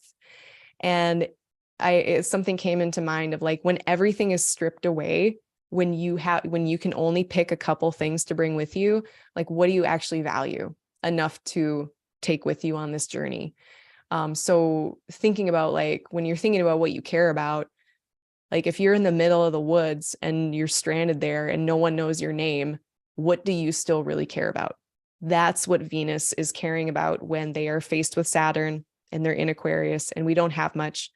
But if we know what we value and we are super committed to that, and we are authentic and living in our like authentic self-integrity about all of these things, that provides its own kind of peace, I think, and solace in that even if like things don't work out, like we know that we went for what we valued. We know that we made this decision based on what we give a shit about. So yeah, those are my thoughts on that. So yeah, in general, like realism about relationships, maybe like auditing your relationships a little bit. I had Saturn and Venus together, like over my shit. And then I had Saturn on my Venus. And like, it is like a reality check. It's very much like take off the beer goggles. It's very much like an audit. But it's also kind of a bid for self-respect in a way, a bid for respect in relationship. I think Saturn can be a lot about respect. So making sure that that is online in your relationships, respect. But then there can also be like criticism, hypercriticism, especially with Saturn so powerful in its own sign. It's like got its little checkboard. It's like very, very critical. So being kind to yourself, remembering all of that, classic Claire, being kind to yourself. Yeah. But yeah, if we know that there's going to be some criticism potentially happening, or just like feeling, kind of heavy or doubtful, Saturn is doubt. A good balancing thing is to also be like, oh, and also I'm a human. Oh, and also, people aren't going to be perfect. But what standards do I have here? That is also true. And that comes back to the self-respect thing. So what we are valuing, does it have a net negative or a net positive influence in our lives? That cost benefit analysis that Aquarius is so good at. And it's so good at it that it can kind of get into these loops of analysis, because it's just constantly like, I don't know, is it worth it? Is it not worth it? That might be part of this new moon as well. And hopefully now that Mars is direct and in a trine to all of this, so that was something that I really liked, was that, all of this energy is getting shot down to Mars here, that we can maybe make a decision, or we can begin to maybe make a decision, maybe once Mars gets back to the place where about 25 degrees, where it stationed back in October. Is that when yeah. Maybe by like then, which is not until March, maybe then we can decide. But this feels like a time to think about some things real hard, set some really realistic intentions about Venus things, about Saturn things, and hopefully act on them, apply what you decide for whatever that is. And then I like to look at also with this, like, where's the moon headed after it hangs out with the sun? And I'm kind of bringing in, and I don't know if this is allowed, but it's kind of interesting to me that once the moon gets 15 degrees away from the sun, where we would say, I've been doing my moon under the bonds research. Thank you, everybody who's gotten research consults with me. They're cheap, get a research consult. But I've been employing this technique called the moon under bond. And in the case of a new moon, it's kind of like once that the bonds are dissolved, once it gets out of that 15-degree range, who does it run into? And of the visible planets, it's running into Venus. So this tells me that whatever the outcome is, we're running into Venus. The moon is getting this affirmation of like, yes, this is what you value. Good job. You decided the thing based on your values. Huzzah. Or it's running into connection. It's running into joy or peace or pleasure. And it could be, in the worst case, maybe you don't get something, maybe you don't have a lot, maybe you don't have anything, but you have that peace of knowing that you stuck with what you value. So it could just be that, air sign, intellectual peace with Venus. Venus is stability, so it could be that sense of peace and stability with whatever you are intenting upon based on these realistic conversations we're having with ourselves or with others. So that just felt very affirming and very like, yeah, we like that. We like the moon running into Venus. That feels nice and soft and good in a place that otherwise is not incredibly soft. Yeah, new moon. Let's do the chat check. Not too much. Oh, good. Vince also caught the sun, some outdoors today. It is essential. Feels so good. I have been getting up earlier this year. And I admit it's been difficult, but like it has helped. I'm very seasonally affected. And for anyone who lives in a place where like the amount of sunlight drops dramatically, can't recommend enough getting up earlier, like getting up with the sun, being in front of the sun, or just like the blue light coming from the sky. It really is very helpful. And I had the delight of talking to someone who lives like in the Arctic Circle, who has no sunlight. And I was like, oh my God, I'm so lucky that I have any at all. like I don't even know how people do it. I have no idea. It's amazing. I mean, I guess if you grow up with it, you're used to it. But I mean, it just blows my mind that like I would like get home from school and play outside every day after school for like an hour, and then the sun would be down. I can't imagine just like not even having that. Like that just blows my mind.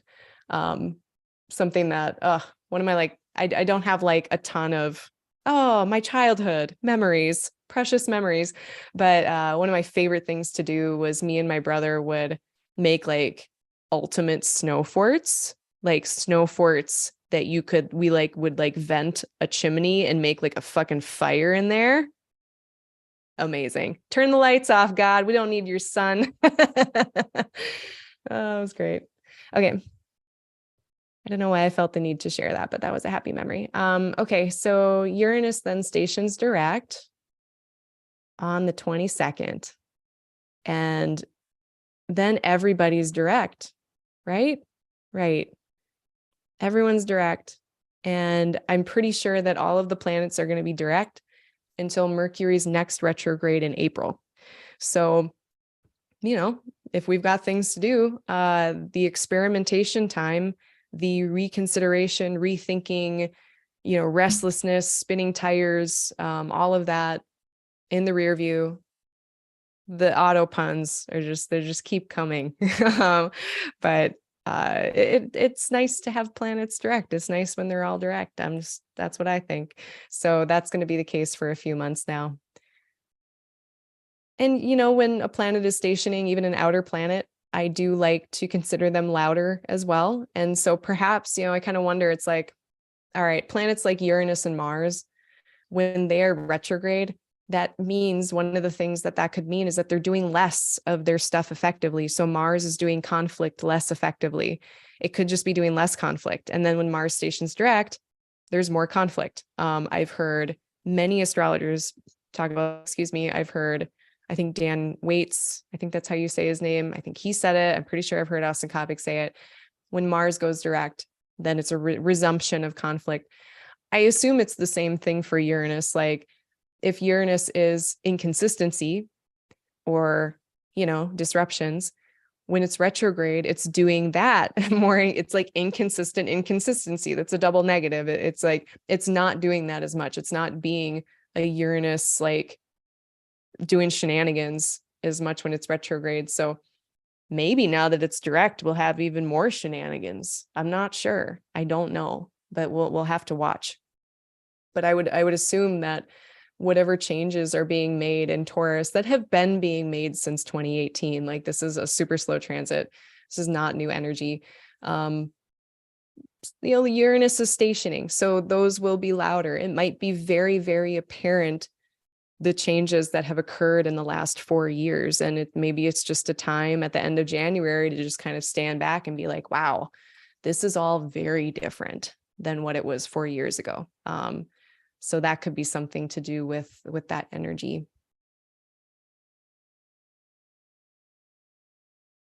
And then Venus on the 22nd also has that conjunction with Uranus actually perfecting. And she's going to finally move beyond that. So at this point, now Venus is beyond the malefics. In a few days, it's going to be in Pisces. So especially if the month of January gets kind of hairy for any reason, if anything's funky, I would assume by this last week, especially, here comes the sun. Things are starting to feel better. Things are starting to feel more progressive, expansive. And Venus is just going to continue to get more and more comfortable as she leaves Saturn and as she eventually gets into Pisces. So this is where the month for me, I was like, oh yeah, this looks all right. I don't mind this. And then we're going to get on the 24th, Sun sextile Jupiter. So that's a nice little thing. We're going to get that perfect. I had mentioned, you know, it's very enthusiastic and resourceful, and kind of putting our mind where our enthusiasm is.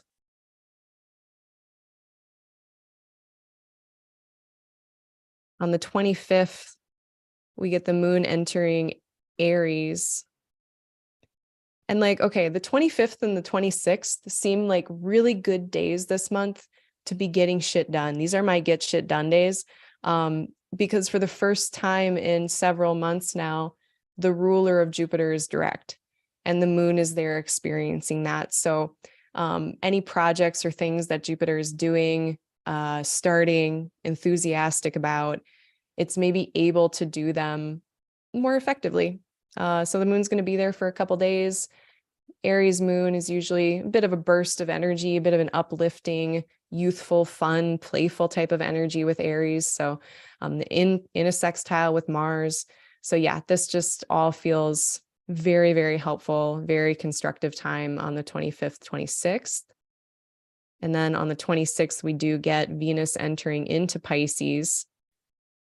So they may not feel like doing a bunch of hard work in there, but then we get our creative self, we get our imaginative, romantic self online, and we also get some water back in. So if it's been, in our connection with others, our connection with ourselves, our ability to be a little bit more emotional, the last 2 months, all of December, most of January, have been very in the head, in the mind.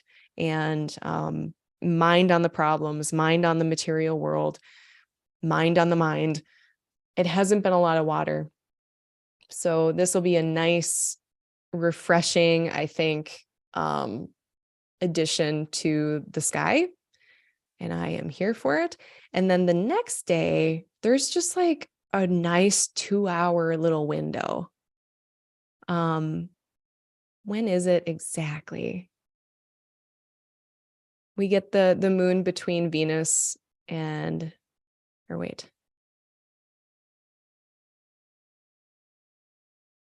Yeah, that's what it is. The moon is going to be applying to Venus. And I just thought that was nice because the moon is exalted in Taurus. Venus is exalted in Pisces. So they've got kind of this thing happening there with two exalted planets that are in a really harmonious aspect with each other. So this is like a good time to do the yum yums. This is a good time to have a date with your friend. It's actually happening about 5:45 p.m. Central Time on Friday until 7:55 p.m. So it's like 2 hours. It's like 2 hours. But it's a really, really nice 2 hours. Like maybe if you want to have like a good old fashioned romp or something, I don't know. But yeah, it could be good.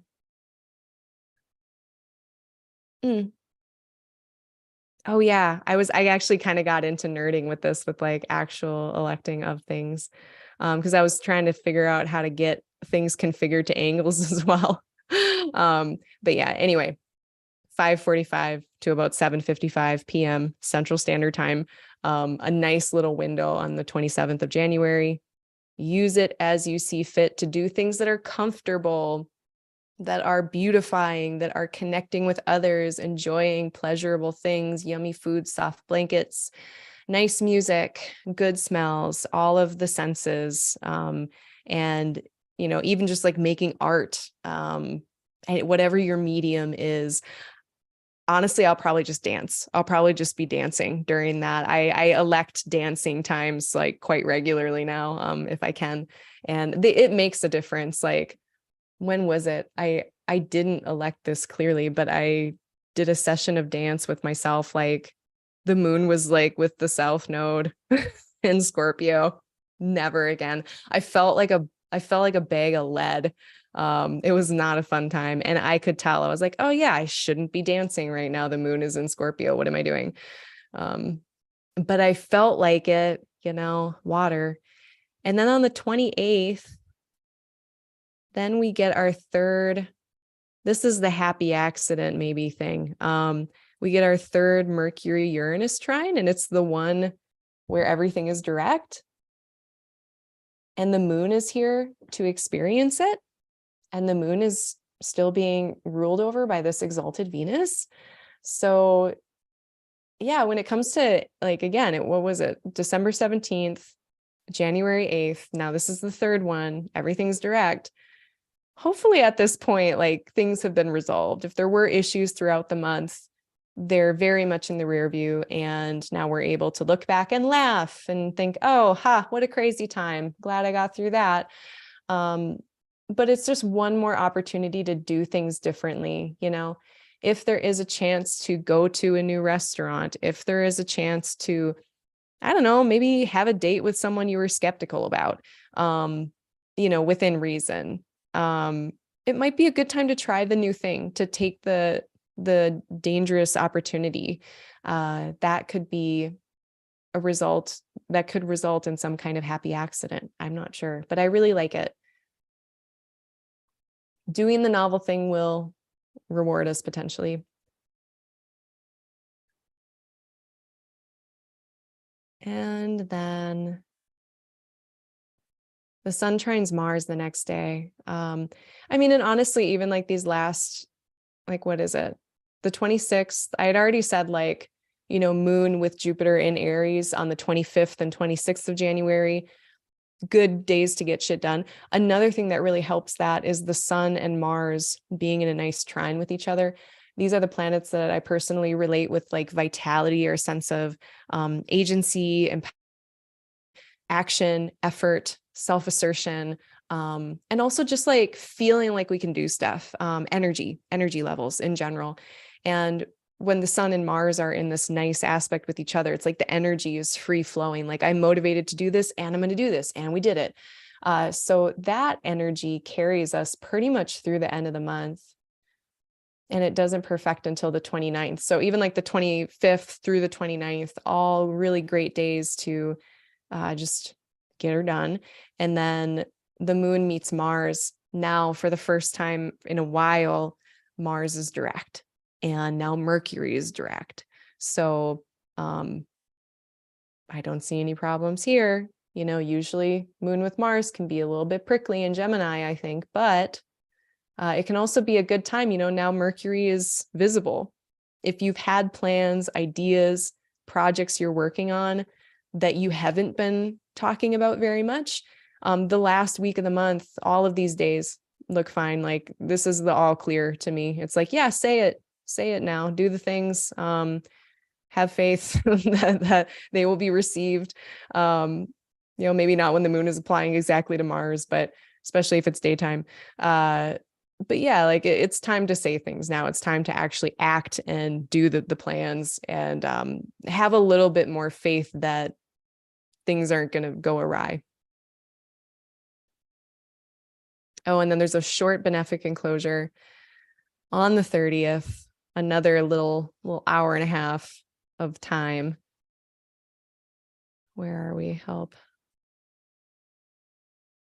11:27 in the morning. Whoops.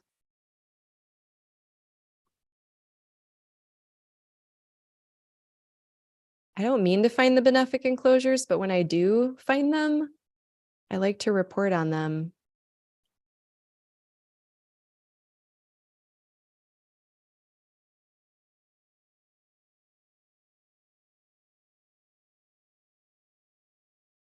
Okay, here. Is that right? No, this is the wrong day. Is that right? Oh my gosh. Hold, please. Sorry. Promise we'll get there. There. That's it. So the moon is going to be, it's going to be hugged. It's going to be in a little hug between the rays of Venus by a square and then Jupiter by a sextile. And that is going to be exactly from 11:27 in the morning till 2 p.m. Central Time. This is a Monday. So my practical corporate life advice for you who have to job it out there 9 to 5. I used to do that. That's why I talk like this, not because I'm like, oh, I love capitalism. It's because I realize that there's a lot of people out there in the world who have to navigate these environments and they suck, in my opinion. So if I can give tools to people to be like, this is when you have the meeting so it doesn't suck, or so it sucks less, I would like to help you do that. So on Monday, if you can do your meetings before 2 p.m. Just any time before 2 p.m. Central Time on Monday, January 30th. Get all your meeting stuff done before 2 p.m. because that's when the moon is going to be interacting with the benefics, right? After that, the moon starts interacting with Mars. Okay. We don't want to deal with that as much. So yeah, that's all I'll say about that. But then like the really sweet spot is like 11:27 to 2. But then like after 2 p.m., like run away into your office and shut your door and don't answer your phone. So that's my advice. I think that pretty much closes out the month. Did I say anything? I didn't even say anything about the 31st. I think I was done writing at that point. Let me just double check if there's anything. Yeah, the moon gets passed. It's a waxing moon. Not really. Nope, I think that's it. All right. Thanks for listening, everybody. If you found that helpful, smash the like button, smash the subscribe button. If there are any questions or things you wish we would have gone over, things that I missed, things, because I don't hit everything. I don't notice everything. We'd be here all day. Let me know. Otherwise, announcements. Let me get out of here. Stop share. Announcements. I am still doing my research consultations about the moon under bond. That technique is basically if you have a new moon or a full moon in your chart, and I use those terms loosely. I know there's like a balsamic waning new moon and then like, you know, the waxing new moon. I don't care if your sun and your moon are 15 degrees or less away from each other, that counts, or in an opposition on either side of the full moon. That counts. And what it symbolically basically says is that in the new moon, it can tell us something that is potentially hidden or concealed about the person or their life. And in the course of a full moon, or in the case of a full moon, it would be something about the person or their life that is contrarian or rebellious or kind of doing things against the grain, so to speak. So it's just a symbolic technique. And then it's a 45-minute consult for $45. And the technique itself only takes like 20 minutes, and then we'll spend the rest of the time. I usually can just really drill down with the moon stuff and keep talking about moon condition. But otherwise, we can use the time to discuss whatever you want. A lot of people have just been doing that. We'll just continue with like a birth chart reading. So there's that. My books are open. I'm booked somewhat into January, but January still has plenty of space left. I'm doing this every month. I'm doing my office hour still. That is here, second Tuesday of the month. So the next one will be, when will it be? It will be on the 10th of January. So you can catch me 10th of January right back here. Another live. I do that. That's very much a Q&A. So office hours is like, if you have astrology questions, if you're struggling with the technique, it's just like open tutoring time, open office hours, basically, just like I would experience back when I was in university. I do also do tutoring. So if you want like a dedicated one-on-one tutoring session, I tutor in terms of Hellenistic astrology techniques, birth chart interpretation, as well as elections. That's mostly what I do. I think that's it. Here's my list. Oh yeah, like and subscribe. I already said that. Oh yeah, and then I'm not sure if this is going to happen because it kind of depends on how many people sign up, but I'm also going to be doing a retreat, allegedly. It's an aerial retreat. So if you're like a circus person, you do silks, trapeze, lyra. Well, not trapeze. I don't think that's going to be part of it, but lyra, silks, hammock, pole, any of those aerial arts or apparatus arts. Pebble Beach, California, April 27th to May 1st of 2023. I'm going to be the resident astrologer there, and I'm going to be giving consults that are tailored toward creative process, just basically focusing on the birth chart and how you can optimize your creative works. So a lot of these folks are choreographing things, having like a performance art life. I did performance arts for 7 years out in the wild. I've been dancing for over 7 years, 8 or 9 years. So I'm bringing that with my astrology together. So if you want to do that retreat, you can sign up for that. I'm linking that below. But yeah, I think that's it. Thank you so much for coming, everybody. I really appreciate your time. If you are watching this after the fact, thank you so much for watching. If you have any questions, any experiences you feel comfortable sharing, you can put them down in the comment section below. And then I'm usually pretty good about getting back to those comments. And then too, like I said, I'm going to try to get some Cancer, full moon, rising sign horoscopes out for next week. Look into that with a little bit more detail. I didn't cover it too much here. But I think that's it. So thank you so much.